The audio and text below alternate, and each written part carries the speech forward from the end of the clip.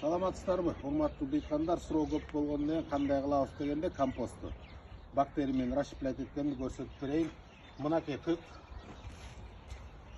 Момундай эле кашектерден эле кошо бересиңер аралаштырып. Мунун баары 70% нымдуулук болуш керек.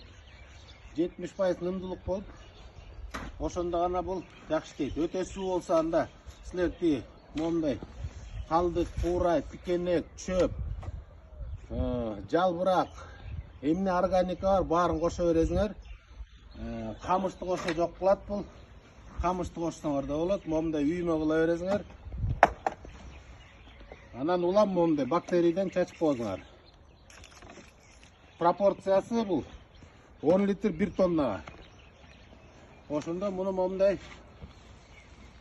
ото чөптөр менен кашек болобу, жалбырактар болобу, момундай үймө кылып кыла бересиңер. Мынакей аралаша берет бул.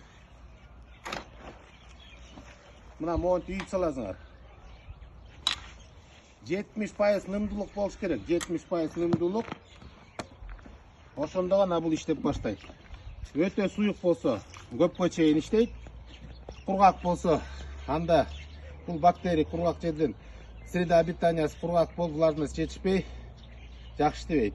Момундай кылып үйүп саласыңар. Мынакей бүт кык менен жанагындай калдык, тикенек, кура эмне болобу үйүп салдыңар, болду. Бул 3 жумадан кийин барып гана аралаштырасыңар. Ортосу ферментация болуп калат. Аралаштырып турасыңар. 3 айдын ичинде 7-8 жолу аралаштырып койсоңор упураган күчтүү компост болуп калат.